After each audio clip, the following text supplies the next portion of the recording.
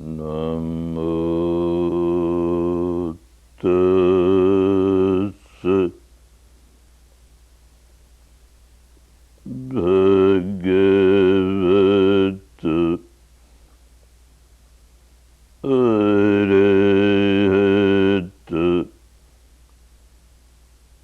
samma sambuddhassa.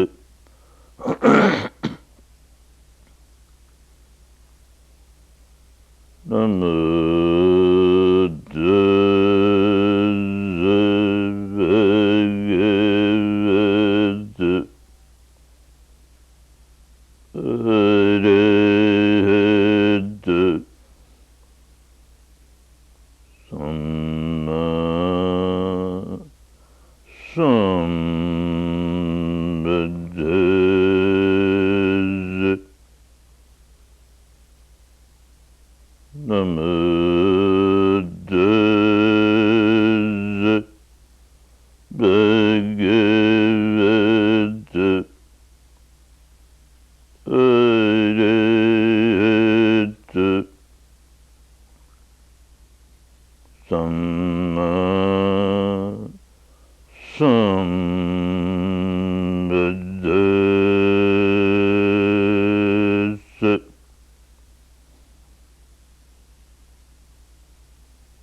Buddhaṃ saranam gacchāmi.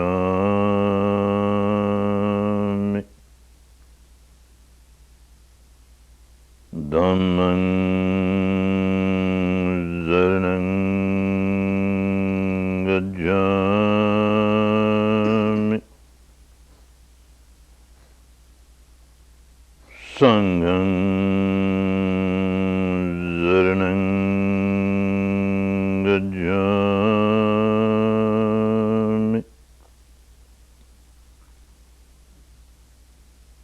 Imāya dhammāna dhamma paripaddhya buddhaṃ pujīmi.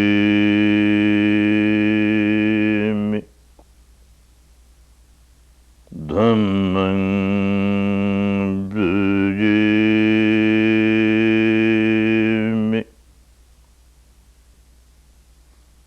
Sangham pujīmi.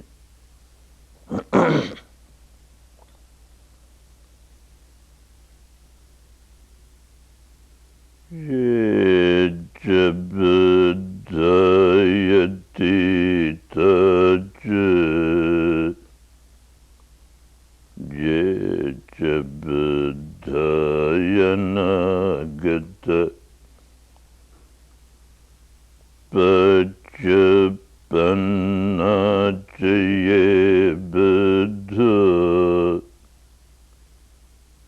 aham bandami zavada. Yeca dhammayati taca yeca dhammayanagata paccapannaca ye dhamma aham bandami zavada. Yeca sanghayati taca yeca sanghayana-gata paccapannaca ye sangha aham bandami zavada.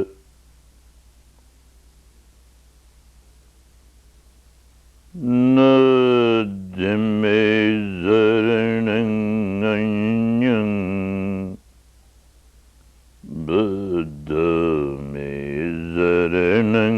Varan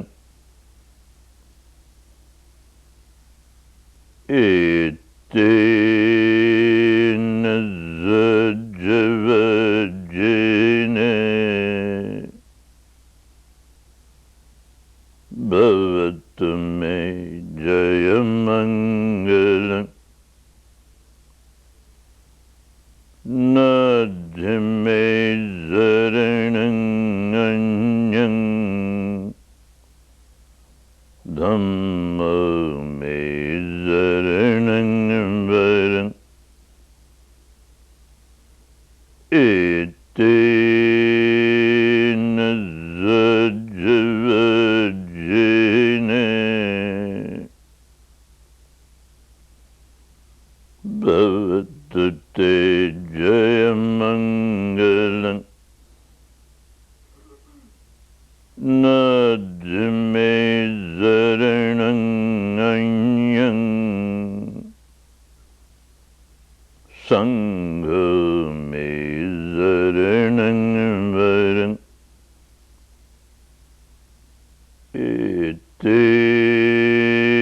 Etina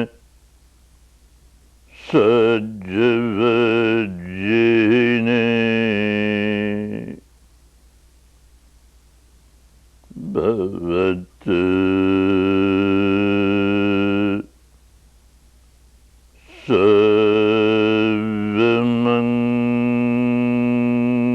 Sarvamangalam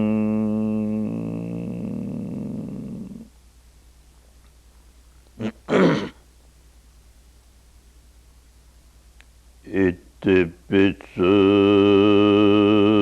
Bhagava Arahant Samma Sambuddha Vidya Charana Sampanna Sugata Lokavidu Anuttara Parisadam Masarati Sattha Deva Manussanang Buddha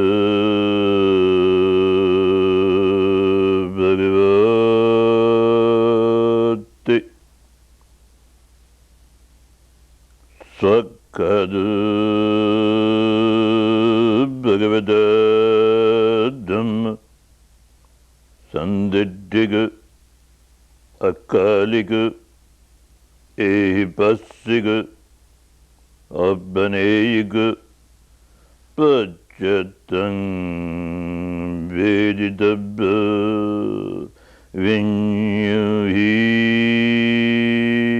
Vinyuhiti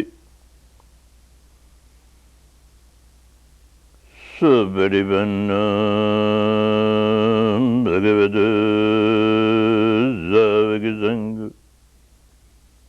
Ujjabarivanam Bhagavata Zavagasanga Nyayabarivanam Bhagavata Zavagasanga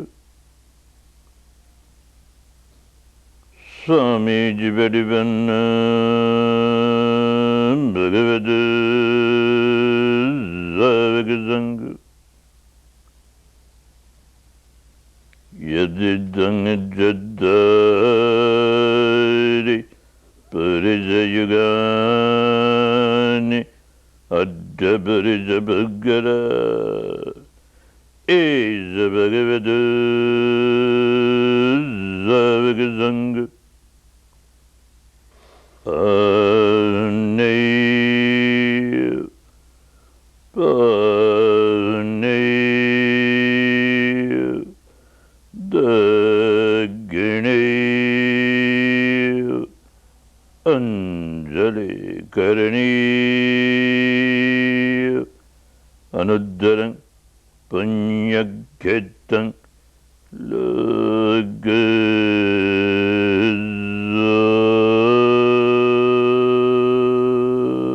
Lagazati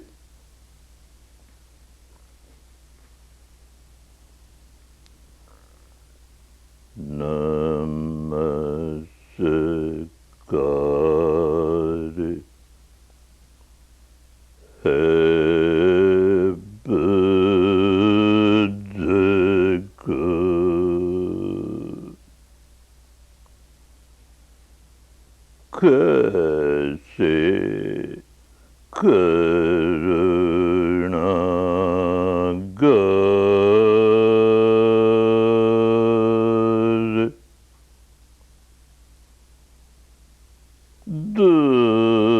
Kamitvavane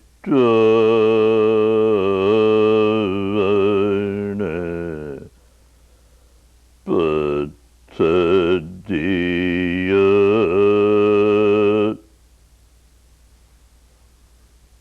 Sakhi Karana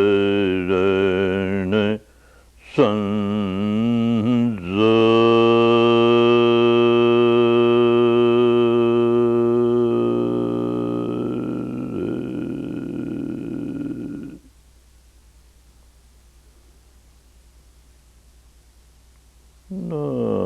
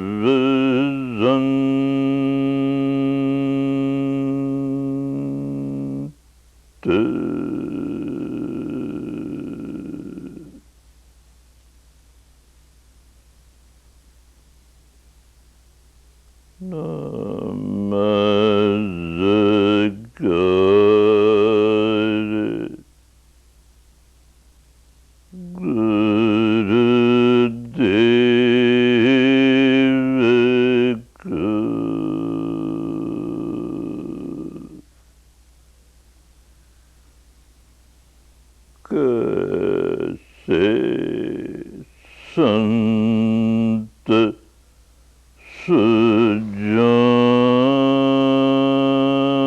Sujan Kitne Karuna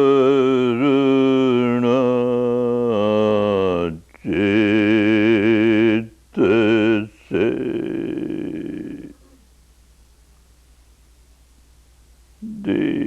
Diya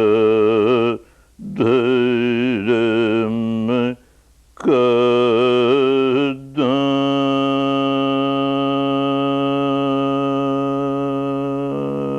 Kadan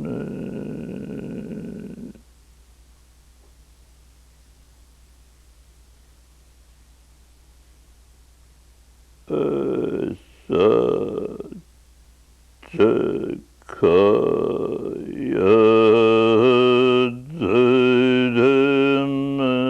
Dharamarasa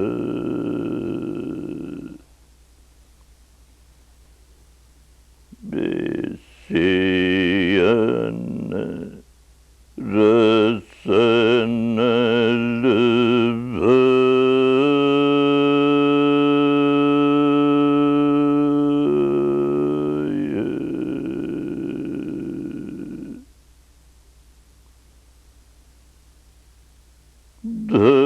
Dharam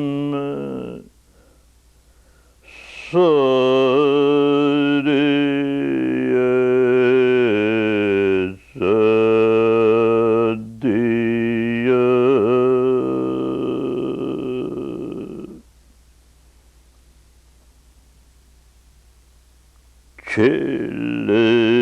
Chilaki Dichuda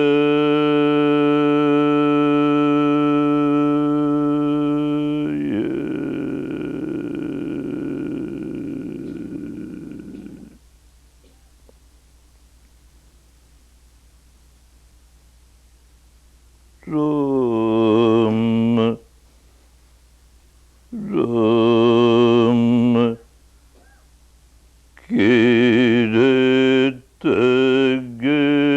Kirtagirva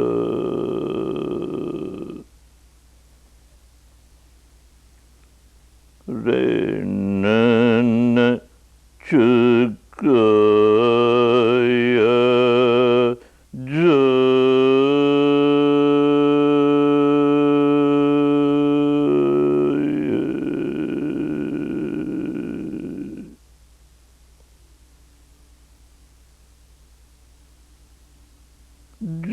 Jiva Jivana Dharamaka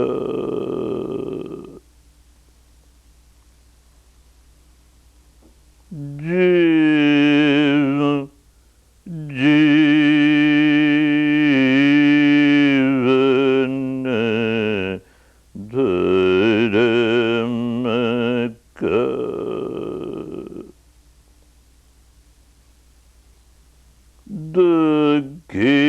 Dakhiyan Ki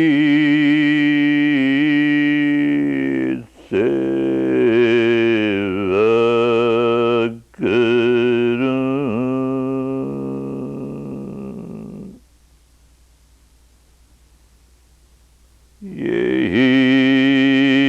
Yehi Ekripa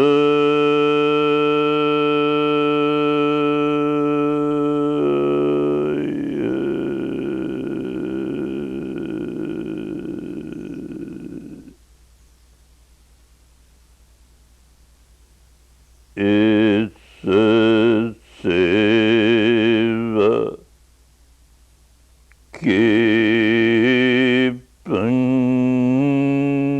Kipanyase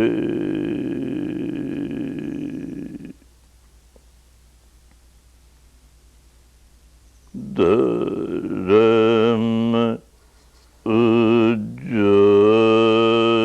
Ujjagare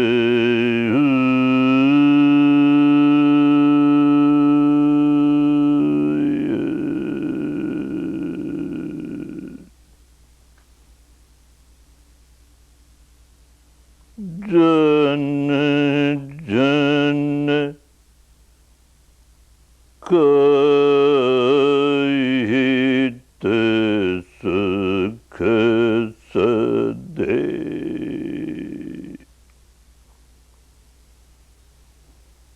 Jana jana mangala.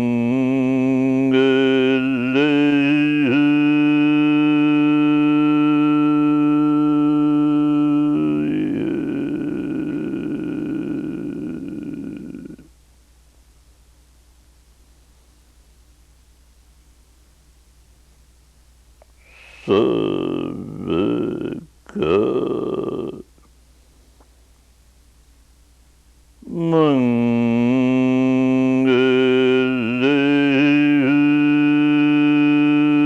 Bhavatu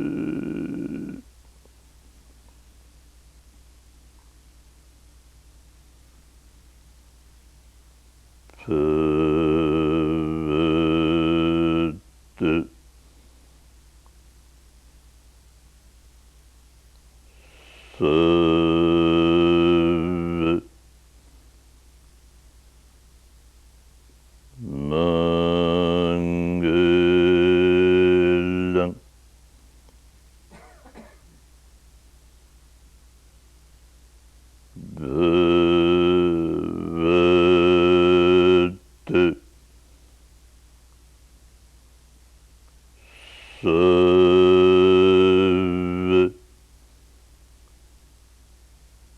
Mangalam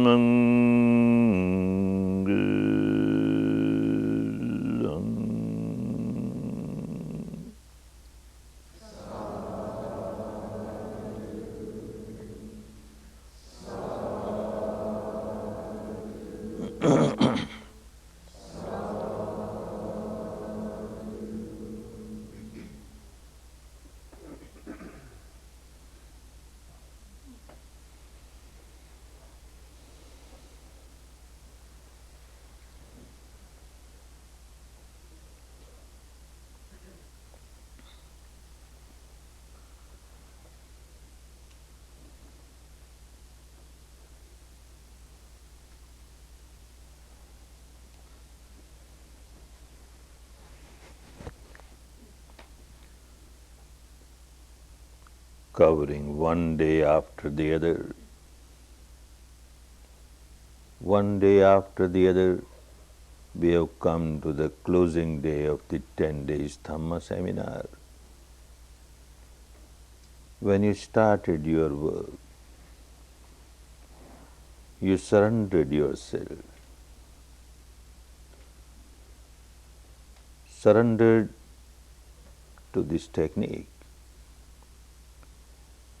It was very essential. Otherwise, one does not give fair trial to the technique. One joins a camp like this to give a trial to the technique, to give full justice to the technique. And that is possible only when one works exactly as one is asked to work. And that is possible if one surrenders. Otherwise, all the 10 days one keeps on generating doubts, skepticism, and one does not work. If one does not work, how can one understand the real benefits of this technique? And even if one works and works by mixing some other technique along with it, one has not given a fair trial to the technique, because then one will remain confused about the benefits that one has received. One may be thinking that I got this benefit because of the technique which I mixed with it. One will not be sure that the benefit is because of this particular technique. So without mixing anything else, one has to give a fair trial to the technique. For that purpose, surrender was very important. You all surrendered. You worked very seriously, diligently, honestly, and gave full justice to the technique. This surrender was only for 10 days.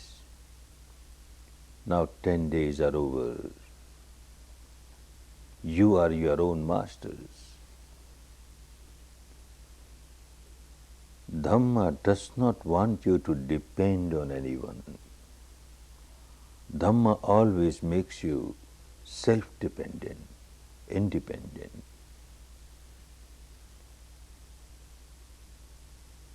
Having given the trial to the technique, going back home, very calmly you will review as to what you learned here these 10 days. Whatever you have learned here, if you find that it is logical, pragmatic, reasonable, then only accept it. A human being is a rational being. A human being should not accept things which are not acceptable even to normal intelligence. If you find it is pragmatic, then only accept. But this is not the only yardstick to measure the quality of the technique. Another yardstick. There are so many things in the world which look very pragmatic, very rational, but they don't give us any benefit. Another yardstick, if I practice this, if I continue to practice this, is it going to give me any benefit? Real benefit? Tangible benefit? Then only one should accept, otherwise not. This is not something for intellectual entertainment.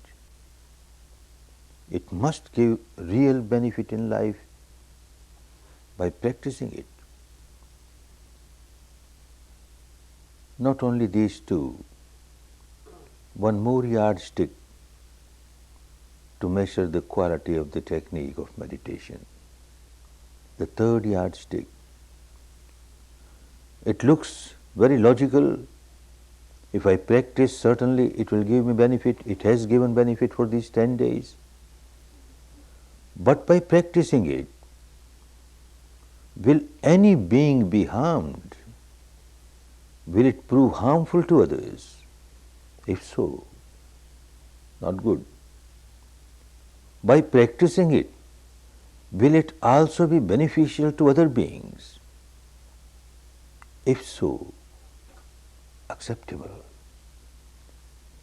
If something is acceptable by using all these three yardsticks, then an intelligent person, a wise person, should have no hesitation to accept it. And a real wise person, when he accepts, she accepts,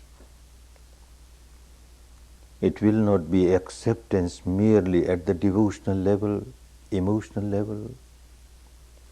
It should not be an acceptance merely at the intellectual level. Now the acceptance should be at the actual level, at the level of practice. then only it will give benefits throughout the life. When one finds that it is acceptable at the actual level, then one surrenders. 10 days ago you surrendered because you were asked to surrender. Without surrendering, you would not have been able to give a fair trial to the technique. Going back home, when you decide to surrender, it will not be because somebody asked you to surrender. It will be with your own free will. Now you have understood. This is the path for me.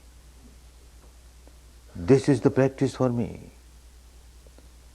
It is so universal, so scientific, so logical, and so result oriented. I have to live this life. So I surrender to Dhamma. Not with a time limit.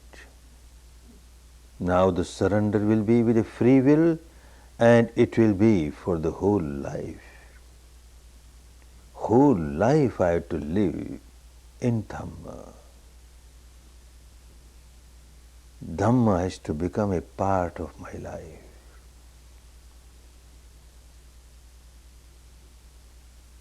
Without Dhamma, the life will be purposeless. The life of a human being is a real life of human being if one applies Dhamma in life, practices Dhamma. So one surrenders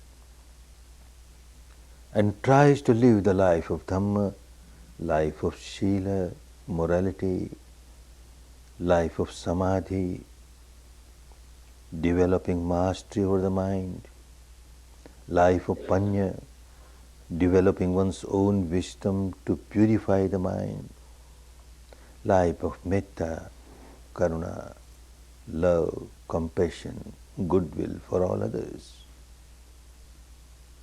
One has to live this life. Dhamma is Dhamma only when it is applied in life. A Dhamma of scripture is not Dhamma. A Dhamma in the discourses of the teacher is no Dhamma. The literal meaning of the word Dhamma is Dhareti ti Dhamma. When you apply it, because you apply it, so it is Dhamma. If it is not applied in life, if one does not practice Dhamma, one may keep on playing emotional games, devotional games, intellectual games. Throughout the life, one will not get any benefit. It will be mere waste of time, waste of life. The practical aspect of Dhamma, this alone gives benefit. And you attended this 10 days course to learn the practical aspect of Dhamma. How to apply Dhamma in life. This is what you had been doing last 10 days. From morning 4, 4:30 till night 9, 9:30, you are working. Very scrupulously living the life of Shila. Very diligently practicing Samadhi. And very wisely developing your Panya and purifying your mind. All practical. If it was only an intellectual game, then not necessary to join a 10 days prison like this. Not necessary. You could have listened to Dhamma discourses on an audio tape or on a video tape, just staying at your home. Why spend 10 days? Because to learn how to practice it. It is the practical part of Dhamma which is very important. Of course, every evening there used to be discourse, Dhamma talk for about an hour or so. This was not for intellectual entertainment. This was not to prove the superiority of this particular sect or that particular belief, nothing doing.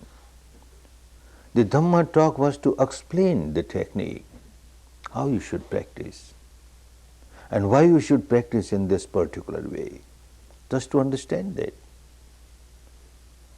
But when Dhamma talks are given, although they are meant to explain the practical aspect of Dhamma, but intentionally or unintentionally, at times the theoretical aspect of Dhamma comes to light in these Dhamma talks. And at times, someone may have difficulty to accept certain part of the theoretical aspect of Dhamma.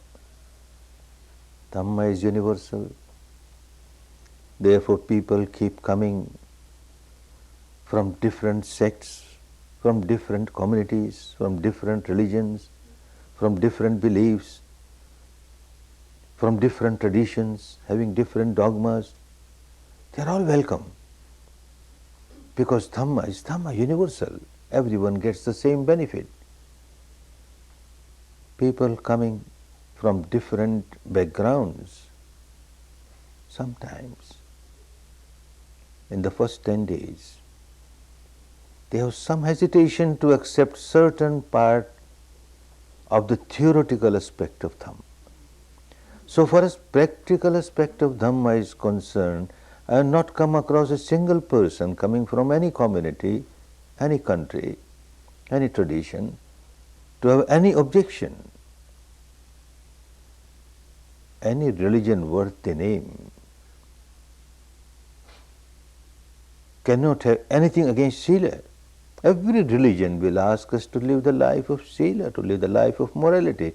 This is what one is doing here. Any religion worth the name cannot have anything against a practice which makes us master of our own mind. To remain a slave of the mind is so dangerous, so harmful. To develop mastery over the mind, and that too with an object which is universal. The object is respiration, which is not limited to a particular sect or particular religion or particular belief or particular dogma. A truth pertaining to your own self, the breath coming in, the breath going out. Nobody ever objects to that. And the practice of Panya, develop your own wisdom and see how you are generating negativities and you become miserable. You stop generating negativities, you come out of your misery, your mind becomes purer and purer. Nobody ever objects. Because again the object is truth, truth pertaining to your own mind and matter. The contact of the two resulting in this sensation or that sensation, natural, universal, not limited to a particular sect, particular community, particular religion. So the practical aspect of Dhamma is always acceptable by everyone, but in theory at times some difficulties arise. So whatever you heard during these 10 days, if any one of you find that certain aspect of the theory is not acceptable, doesn't matter, leave it aside. Accept whatever is acceptable. Later on, when you realize that what I thought was unacceptable is also acceptable now, then accept it. And even if you don't accept the whole life, doesn't matter. You have not lost anything. Practice is more important. So long as you are practicing Sila, Samadhi, Panya, Sila, Samadhi, Panya, you are practicing Dhamma and you get benefit out of it. It is the practical aspect of Dhamma which is of utmost importance, utmost importance. There is a story, a professor, young professor, not matured in life, but very highly educated. Number of alphabets after his name, a long tail of alphabets. Was traveling by a ship, and in the ship there was also a sailor, a worker there, a very old man, illiterate. Sometimes he will come to the cabin of the professor, listen to his words of wisdom, what an intelligent person, what a learned person, wonderful person. And one day, after some talk, when the old man was leaving, the professor asked him, "Old man, have you studied geology?" "What is geology, sir?" "I don't know. I have never been to any school, I have never been to any college. Please tell me, what is geology?" "Geology is the science of the earth. Have you studied?" "No, sir. As I said, I have not studied anything." "Oh, old man, so unfortunate. You have not studied geology. You have wasted 1/4 of your life." The old man, very sad, with a long face, goes out. Such a learned person says, "I have wasted 1/4 of my life." Certainly, I must have wasted 1/4 of my life. Next day when he came, again after long talk, when he was leaving, again the professor asked him, "Old man, have you studied oceanology?" "What is that, sir?" "The science of the ocean, the sea." "Oh no, sir, I have not studied anything." "What an unfortunate person. You wasted half of your life." Old man, very sorry, I have wasted half of my life. And third day again he was questioned, "Old man, have you studied meteorology?" "What is this, sir? I never heard this name." "Science of the wind, the rain, the weather." "No, sir. As I said, I have never been to any school or college. I have not studied anything."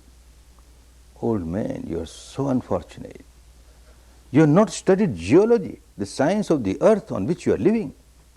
You have not studied oceanology, the science of the sea on which you travel every day. You have not studied meteorology, the science of the wind, the rain, the weather which you encounter every day. Very unfortunate. You have wasted 3/4 of your life." "Old man, very sorry, I wasted 3/4 of my life." The next day it was the turn of the old man. He came running.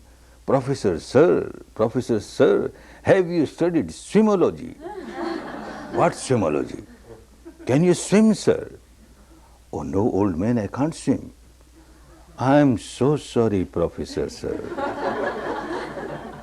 You have wasted all your life. There is a shipwreck now, and this ship is going to sink. Those who can swim, they will reach the shore there.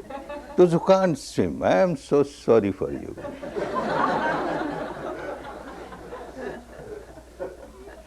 We may learn all the logies of the world, and we don't learn swimology, then what's the use of all these logies?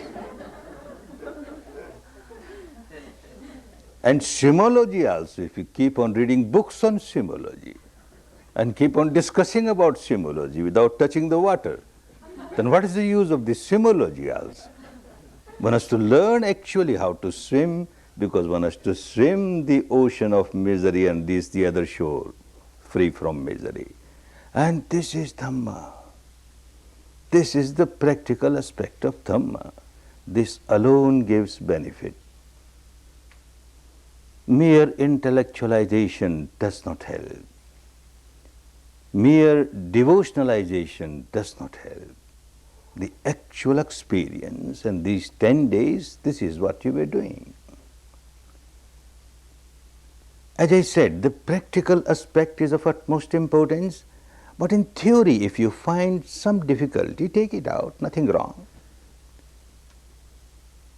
Again, there is a story in our country.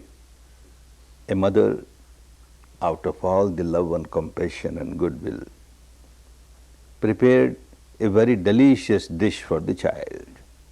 Very delicious. We call it a dish of kheer, milk pudding, made from very good quality milk, very good quality rice, and sweet and dry fruits, etc. A very delicious dish was offered to the child. And he says, "No, I won't take it." Hey, what's wrong? "I won't take it. It is not in my plate. My plate is more important." Mother had to give the dish. "All right, your plate. Take it in your plate. Be happy." Again he says, "No, I won't take." "Now it's your plate, why not?"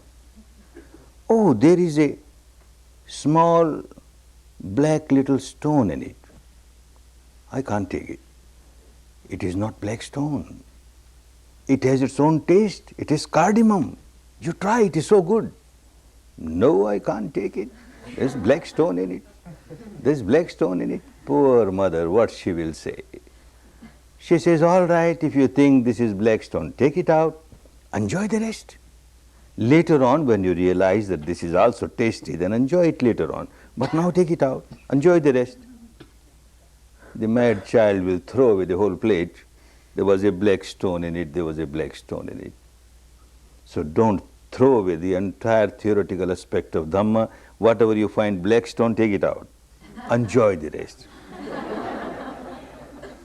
The mother has given with all the goodwill, with all the love, with all the compassion. Actually, there is nothing like black stone. But because of the traditions, one comes from a particular tradition, one may feel, no, this is not good.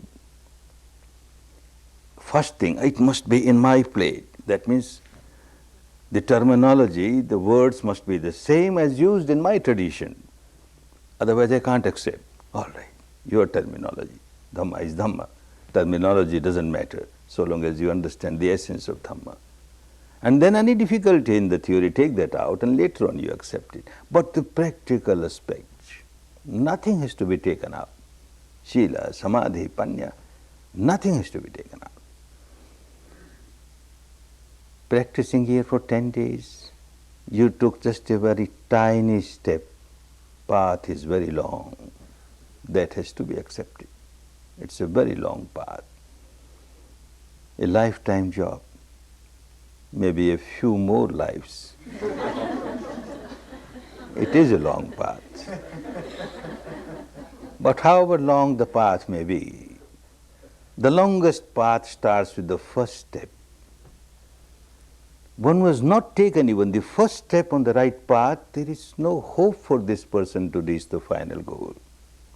One was taken even one step on the path, there is every hope this person will take the second step, the third step, and like this step by step, will cover the entire path and reach the goal.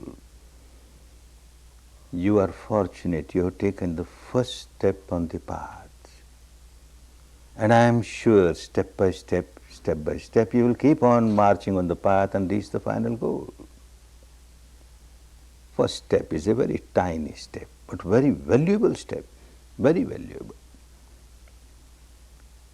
I don't devalue what you practiced here, but the fact has to be accepted that this is a very tiny step on the path and path is very long.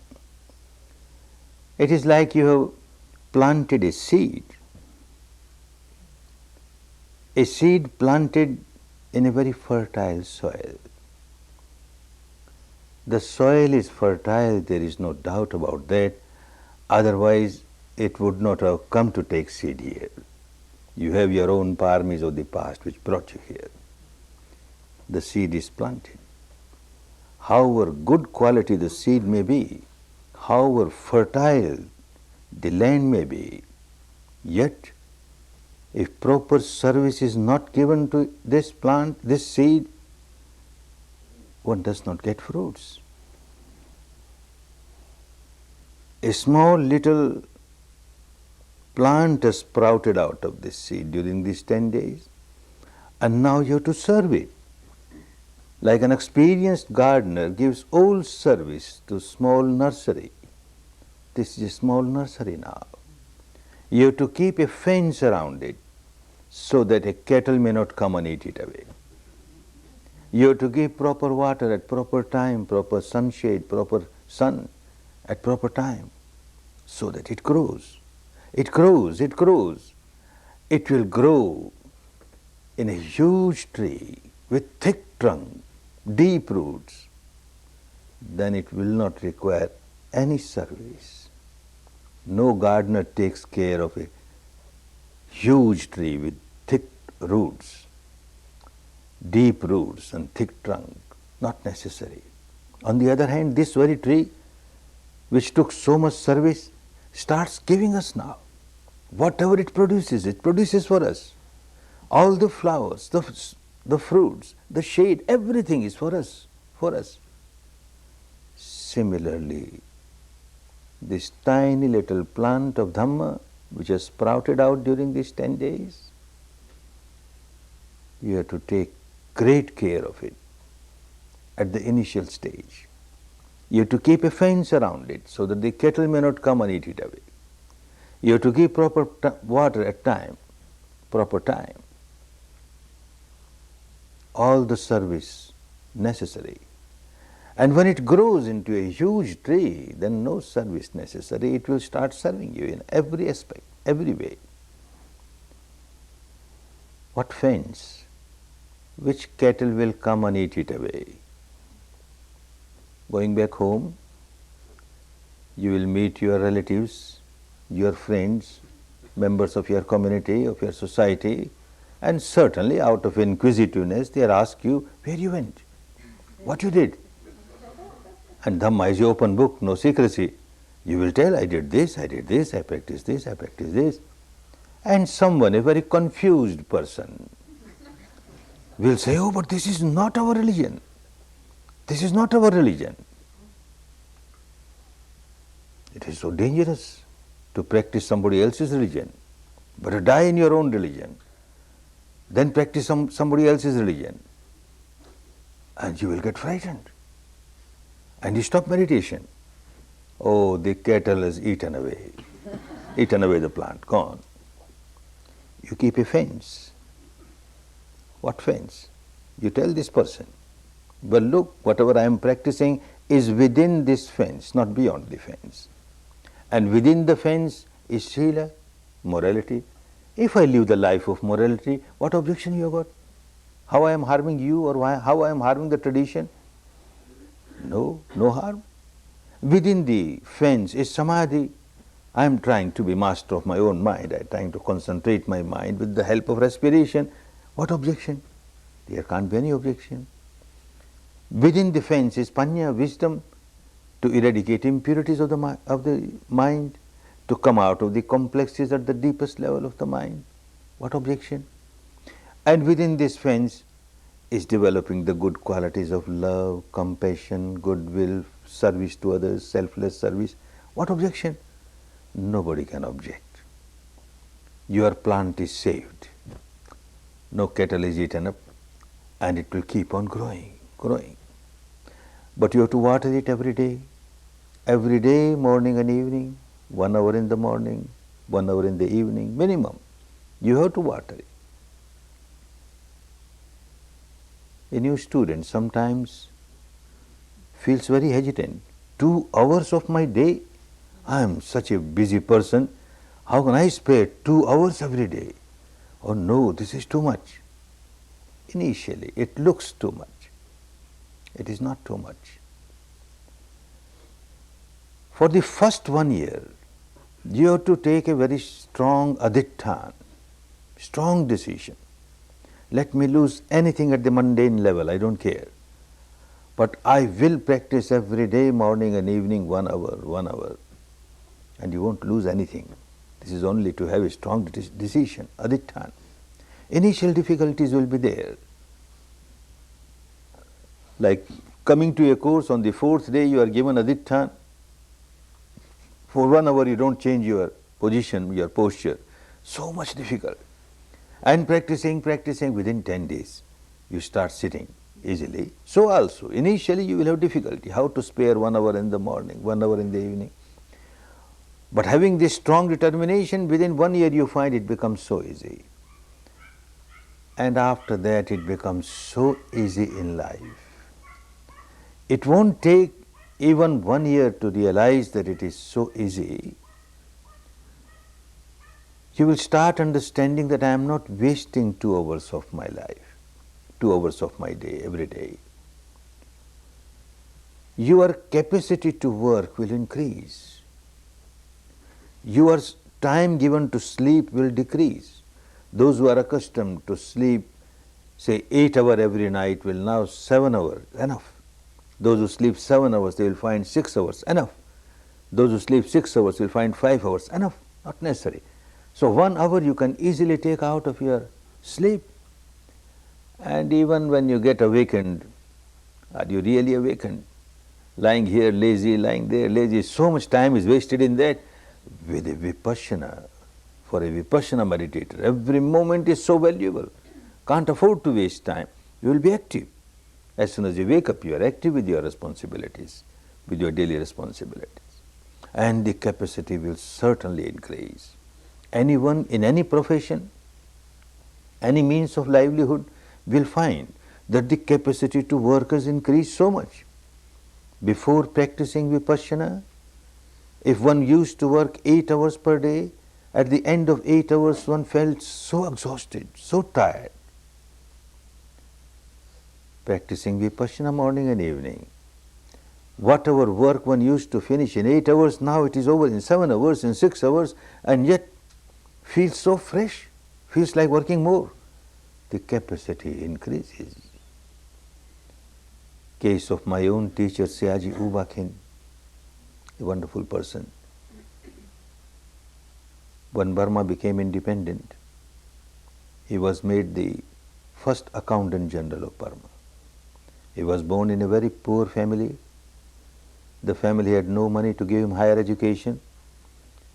He just had education of high school and then started doing service here and there. Got a very junior clerk's job in the accountant general's office. And by his hard work, perseverance, he reached a certain stage, a junior officer, when Burma became independent. And naturally, independent Burmese government wanted their own nationals to be heads of different departments, and most of the departments were headed by Britishers or Indians, etc. In the accountant general's office, they found this person, Ubakin, although a very junior officer. He was the only Burmese officer, so they made him the accountant general, the first accountant general of Burma. Before he reached that stage, he had started practicing Vipassana. When he was a junior clerk, he heard that on the other bank of the river there is a teacher, a farmer, who is teaching Vipassana. Anybody who has got seed of Vipassana from the past, a seed of Dhamma from the past, cannot resist. As soon as one hears Vipassana, oh, it is for me, I better go and try, I better go and try. And this has started happening in him. I must go and try. This is wonderful. But the high officials won't give him 10 days leave. They say this is the time of budget. Every staff is needed so much, so badly, we can't give you leave. And he says, but I have to go. You even cut my salary for 10 days. No, nothing doing, you can't go. If you go, you will be dismissed from the service. He can't resist. He went. He went away. After 10 days, in 10 days, because of his past paramis, he reached such giddy heights in Vipassana, practiced so much. But when he came back, there was a doubt that perhaps he will be dismissed. Came to the office, and yes, on his table there was the envelope, official envelope. He opened it. And this message says that you are promoted.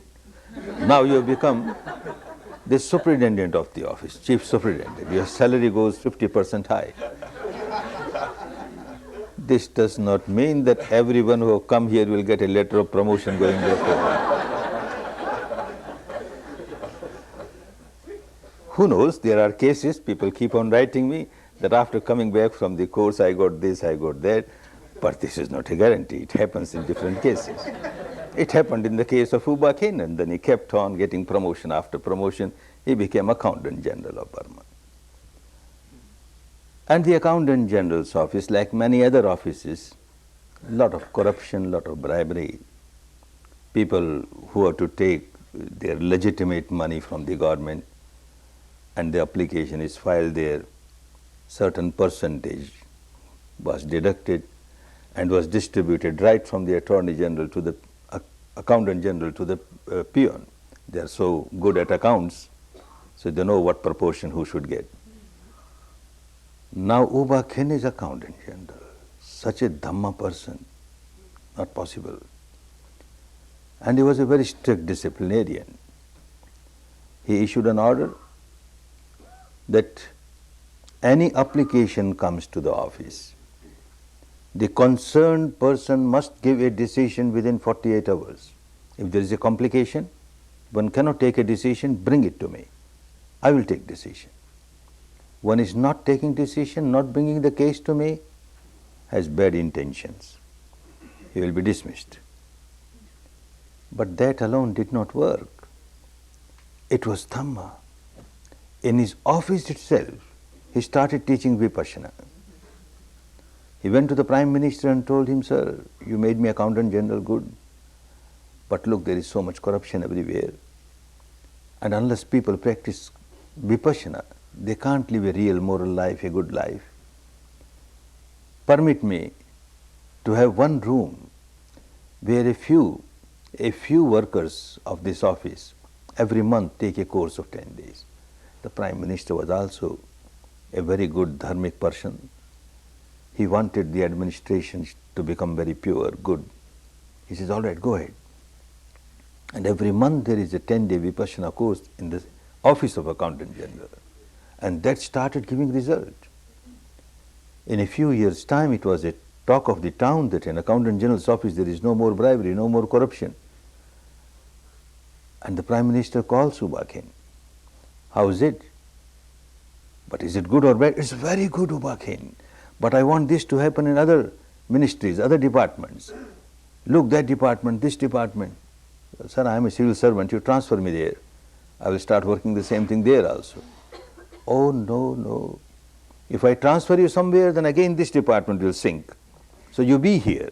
And at the same time, you look after this, you look after that. There was a time when he was head of 4 departments. So huge responsibility. And yet, kept on working so smilingly, giving wonderful results everywhere.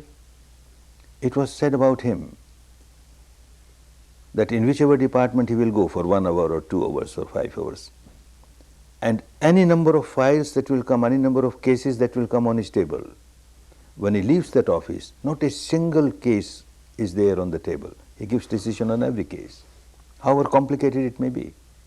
The mind becomes so clean.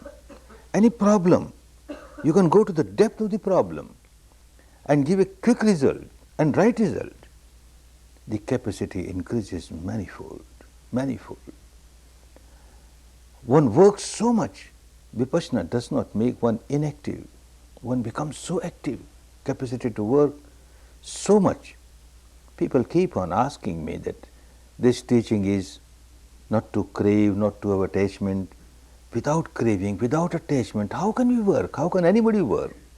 People work because they crave. People work because they have got attachment. Oh, because you have not learned how to work in a detached way. When you are attached, you are so tense inside, you are so self-centered. I am working for me, for me, for me.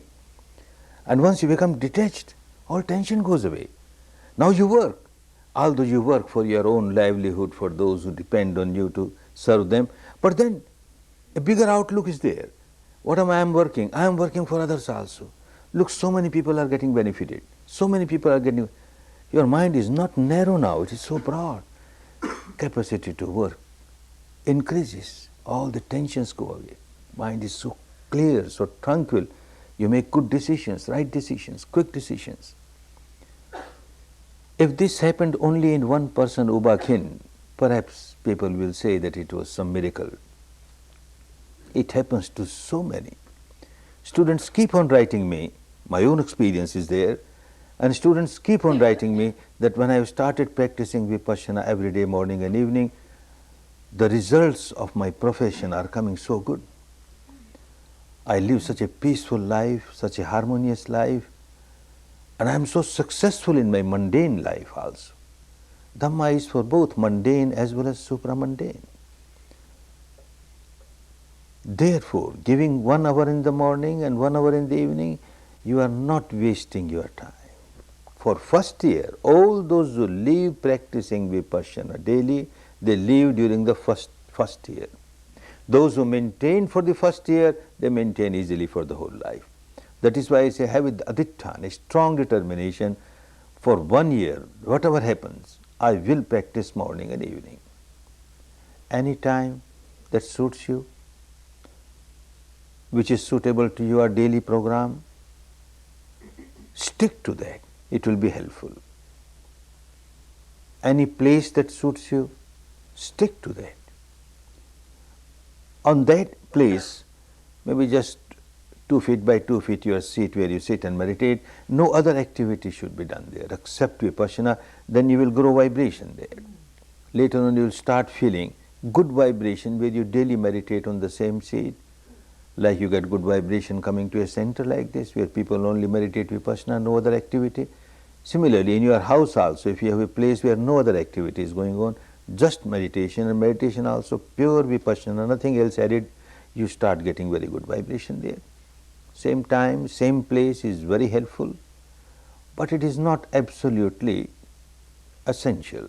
Being householder, sometimes you may be traveling, you can't have the same place, you can't have the same time, then any time, any place, but don't miss your daily sittings of 1 hour in the morning, 1 hour in the evening.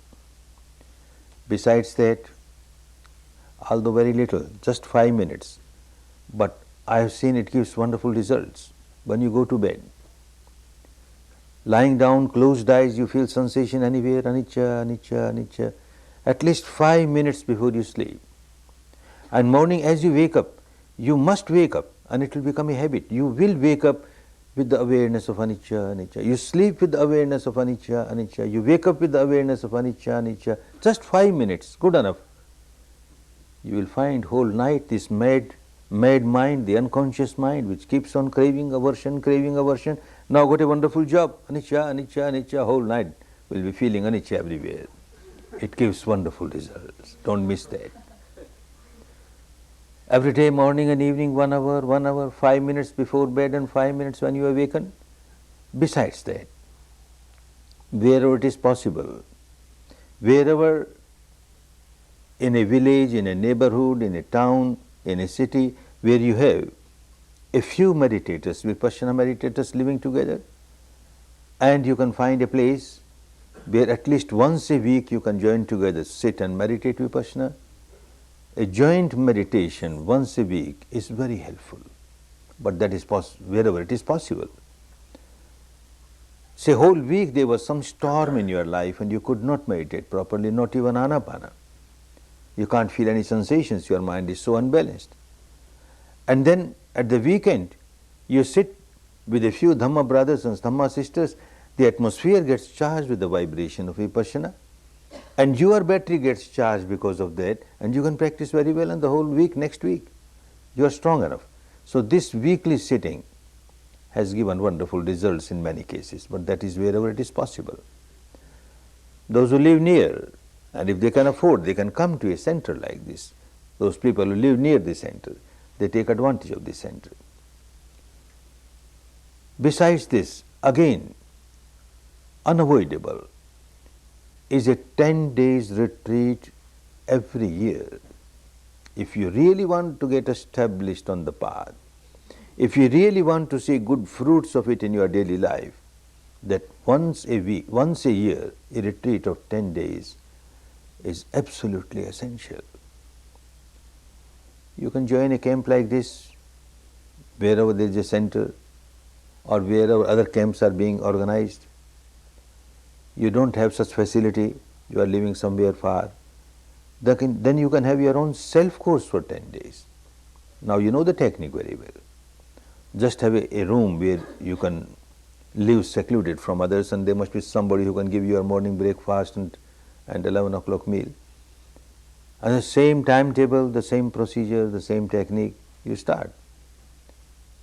You take refuge in triple gem, take 8 precepts, observe them, and 3 to 3.5 days Anapana, and then Vipassana. If you inform your teacher, your guide a few weeks ahead, good. But if you are not informed, doesn't matter. After all, what the teacher does, even now a teacher or assistant teacher, when they ask you to sit in front of you, there is no hypnotism, nothing doing. What you learnt yesterday, metta, first they will practice the same as they ask you to practice. And then they start generating metta. May you be successful. May you come out of your misery. May you not be disturbed by any bad vibration around. This metta, this love, this compassion. And the vibration of metta can reach anywhere, how far you are. So the teacher will just give metta to you, that's all. But even if you have not informed, you will be getting metta, because the law of nature is such. Law of nature is such. Every moment when you are generating a vibration of craving, aversion, ignorance, then all such vibrations in the world, you get tuned up with that. You start getting support from those vibrations, and your craving becomes stronger, your aversion becomes stronger, your ignorance becomes stronger, because you are tuned up with that kind of vibration. But when you practice Vipassana, you get moments when you generate vibrations which are anti-craving, anti-aversion, anti-ignorance. Then you get tuned up with such vibrations throughout the universe. The saints of the past or present, those who practice Vipassana, you get in contact with their vibration, and that vibration starts supporting you.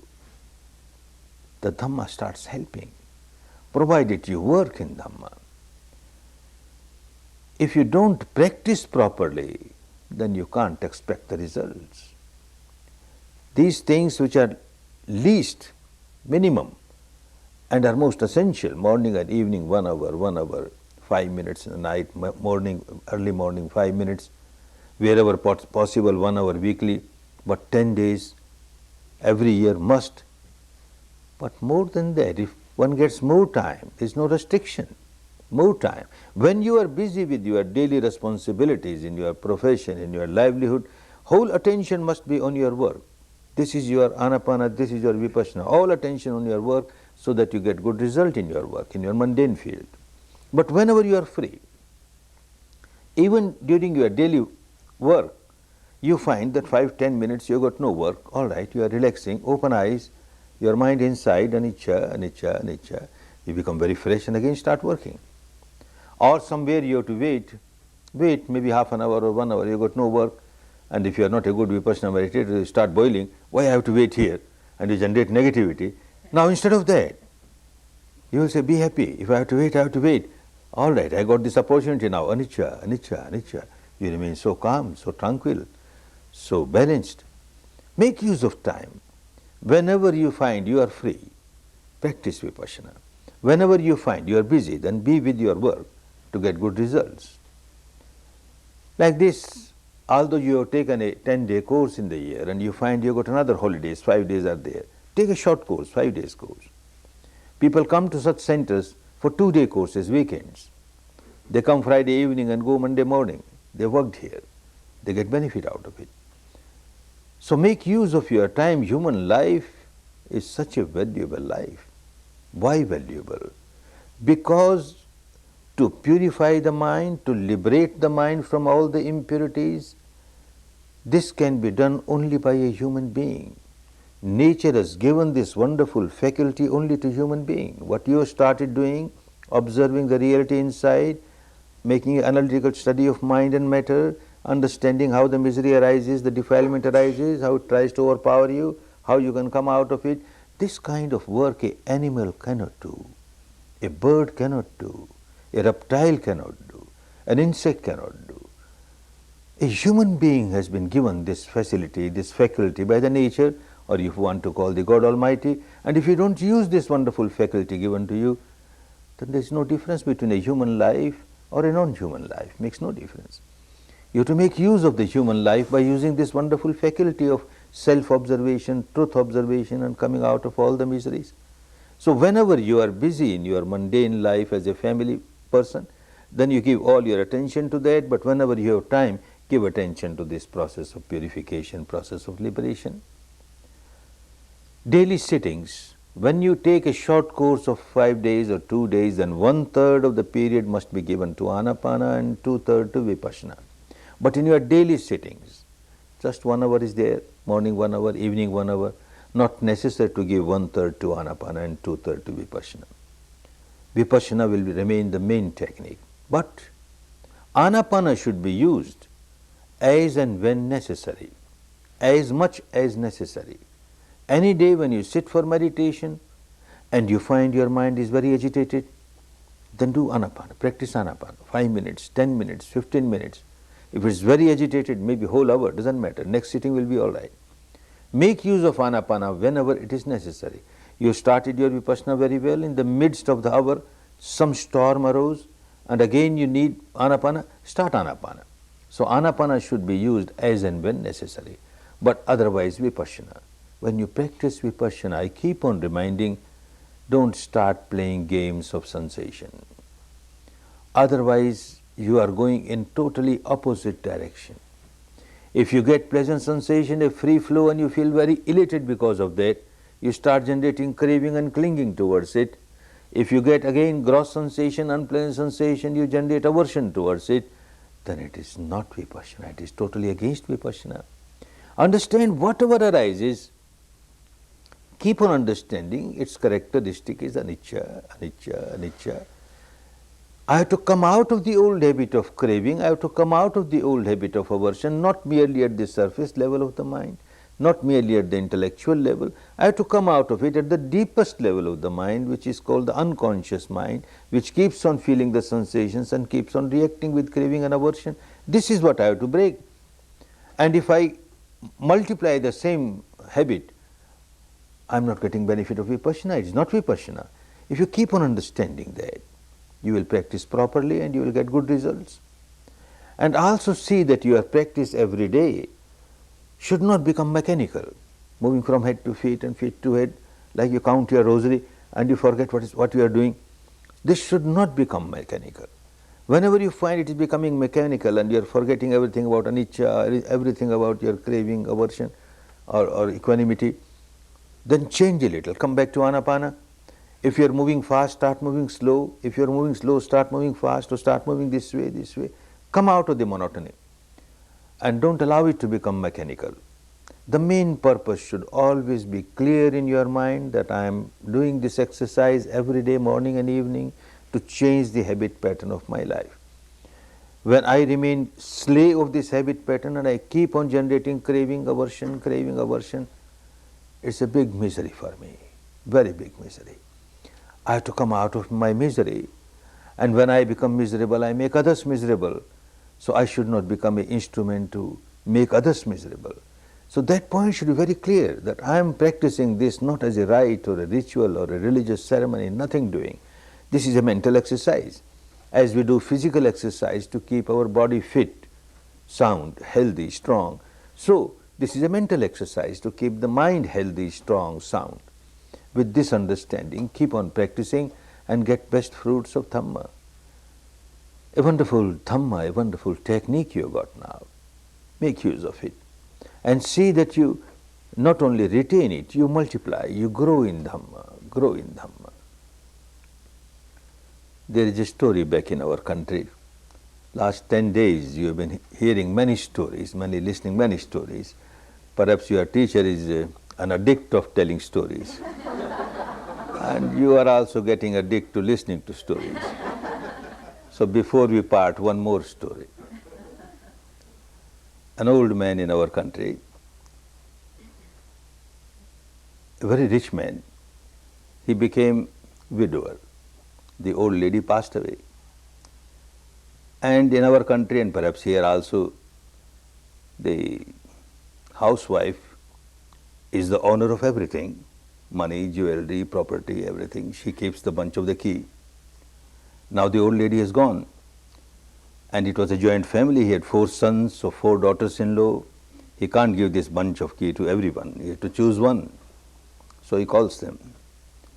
This bunch of key, it will be given to one who gets highest mark. I will examine you. What examine? He gave 5 grains of corn to each, 5 grains, 5 grains. I will come after 4 years. You have to preserve these 5 grains. One who cannot take care of 5 grains, how can one take care of all the money, the jewelry, the granary, etc.? This is your examination. The old man went away. The eldest daughter-in-law thought, the old man has gone crazy. For 4 years, worried about those 5 grains, valueless 5 grains, better throw them away. When he comes, I take another 5 grains from the granary and give him, take your 5 grains. She threw away. The second one thought, yes, it is not good to worry about these 5 grains for 4 years. But who knows, these very 5 grains may have some wonderful powers, some magical powers, some miraculous powers. And after 4 years he will say, all right, eat it. And as I eat it, I get this supernatural power, that supernatural power. I should not throw away. I better eat it now. And when he comes, I give another 5 grains. And she ate up. The third one, very eager to get the bunch of the key. So she kept those 5 grains in a room where she keeps the statues of her gods and goddesses. And every day she goes and inspects them. So she goes every day to inspect this 5 grain also. Took care of the 5 grains all the 4 years. The fourth one, she took the 5 grains, cleared the land behind the house and planted them. When time ripened, 5 plants came out with 100 grains each. And the next season, all those 500 grains were planted. And the next season, all the grains were planted. In 4 years, tons of grains. When the old man came, everyone had their own story. When he came to the fourth one, he said, they've increased, sir. Godowns are full. Bring some laborers to take them. Old man was very happy. This daughter has not only preserved 5 grains, she has multiplied. This old man has also given 5 grains of Dhamma. Not only preserve them, multiply.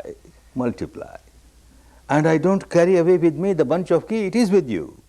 As you keep on multiplying Dhamma, you are able to open the gateway of the kingdom of heaven within and enjoy. You can open the gateway of the Brahmanic plane within and enjoy. The gateway of the Nibbanic peace within and enjoy. Keep growing in Dhamma. Not to oblige anybody else, for your own good, for your own benefit. And also for the good and benefit of so many others. One little thing more, which I don't forget before closing the seminar. This is of my self-interest, and being born in a business family, the tinge of selfishness does not go. It is still there.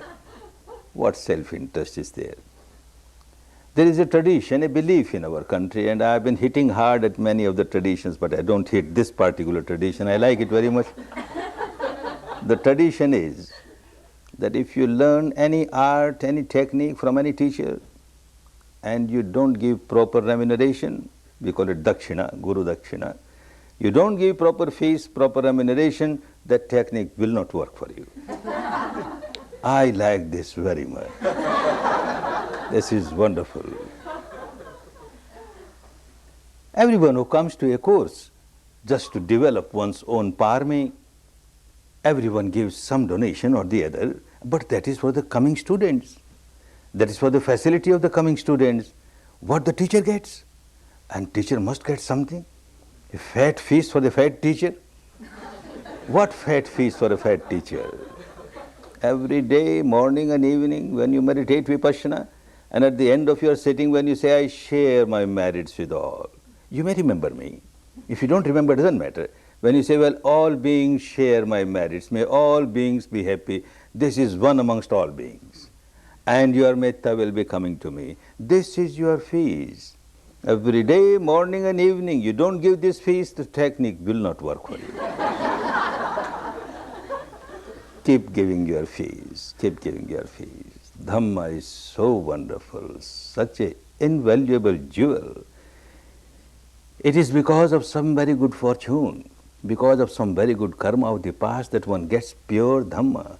Otherwise, in the name of Dhamma, all these sectarian things, rites, rituals, people remain involved in that whole life and they feel, I am a very religious person, I am a very religious person, when one does not have a trace of Dhamma. You are fortunate. You have Dhamma now. Make use of it. Keep growing in Dhamma.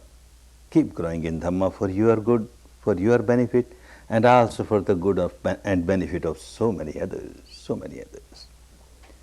Before we close this Dhamma seminar, we better practice for a few minutes Metta Bhavana. Practice Metta Bhavana for a few minutes.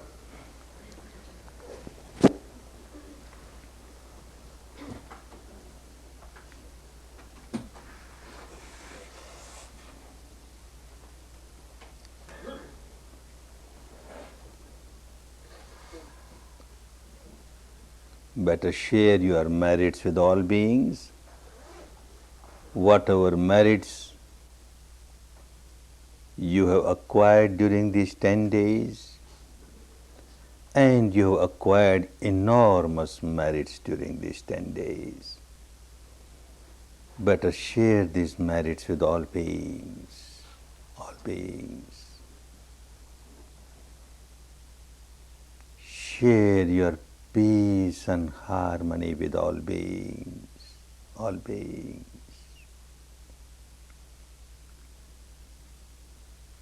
May all beings be happy. May all beings be peaceful.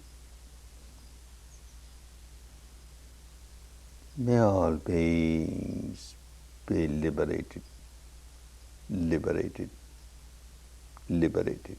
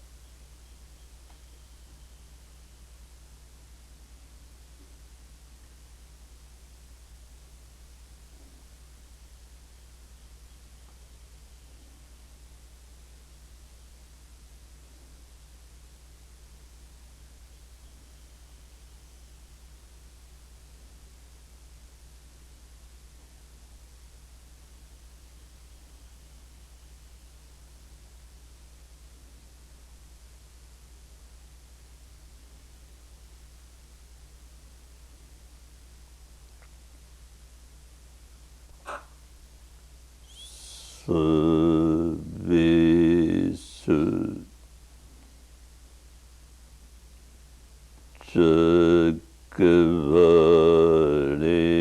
Chakavarisu Yaka Deva Chabrahmana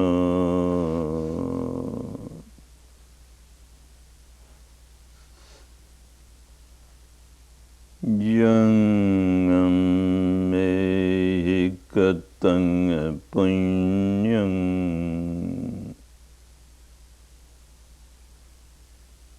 Sarvasambhati Sadhakam Sabetang Yanamodetva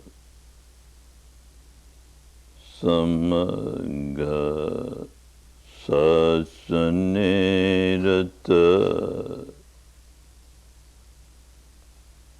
Pramadaritandu Arakazu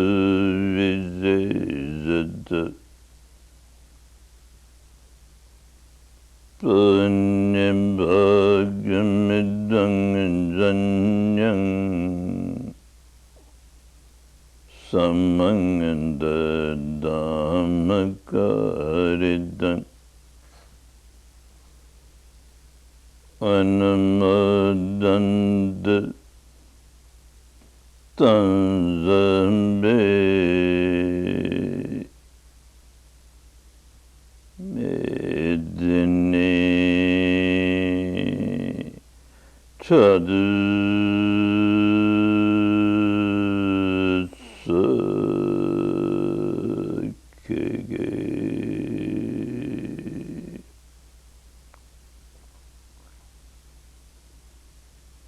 medine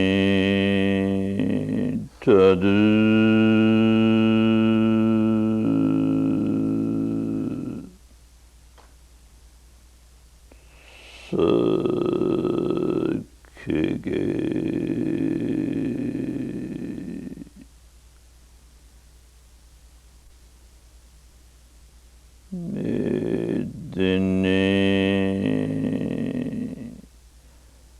chadu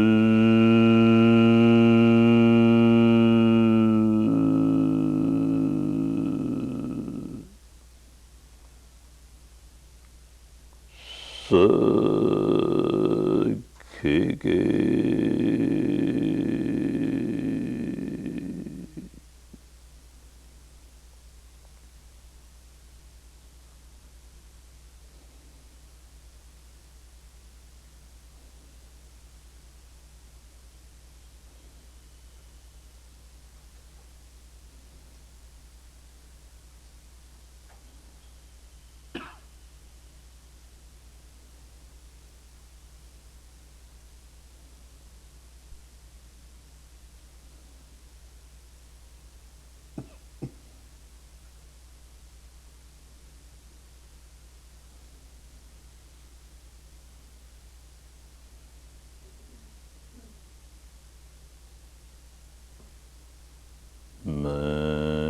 makarita sabko kshama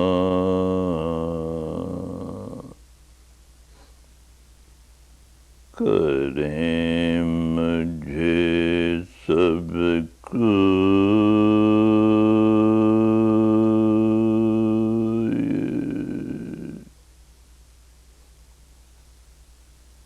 mere tu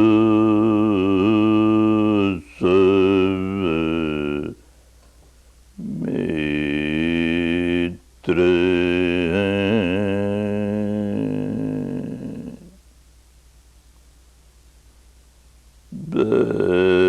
bari dekhe nakru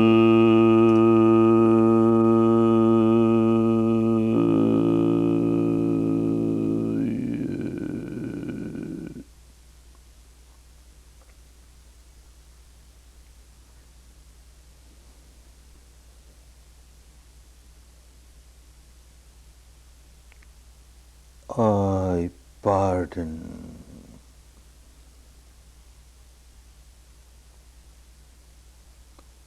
I pardon.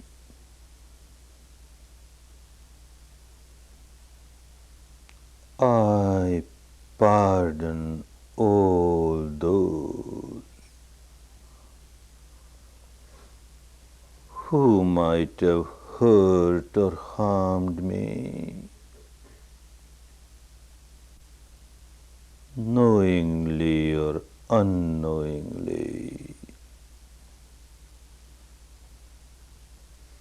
intentionally or unintentionally.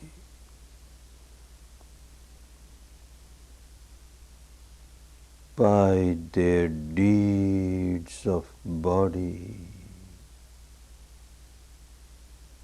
speech, or mind.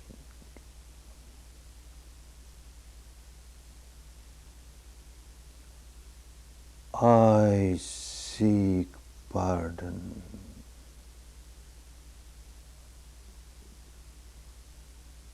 I seek pardon. I seek pardon from all those whom I might have hurt or harmed.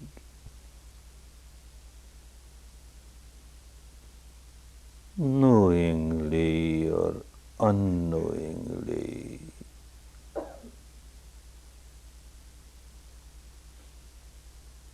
Intentionally or unintentionally.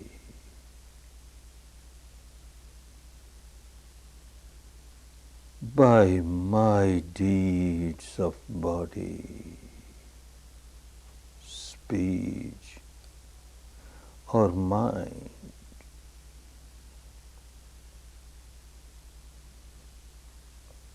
All are my friends. None is my enemy. All are my friends. None is my enemy.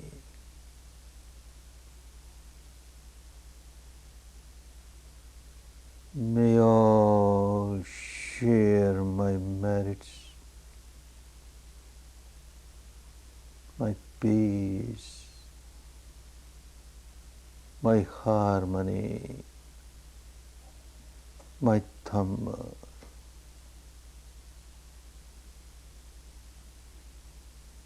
May all be happy, be peaceful, be liberated, liberated, liberated.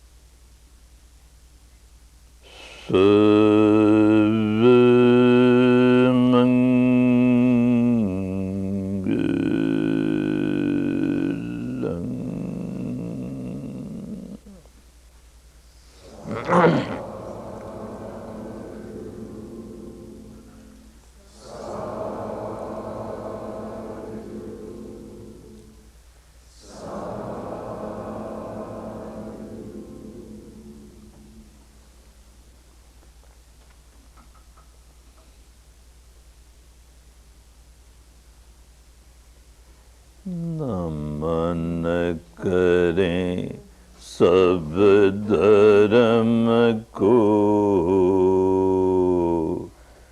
धर्म करे कल्याण, धर्म सदा रक्षा करे, धर्म बड़ा बलवान,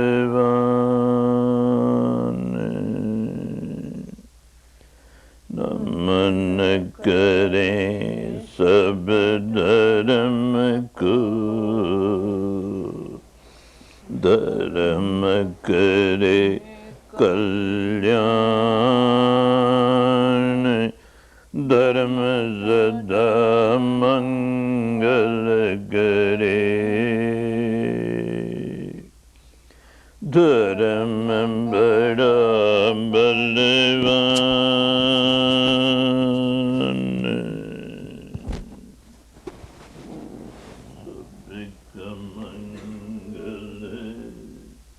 सबका मंगल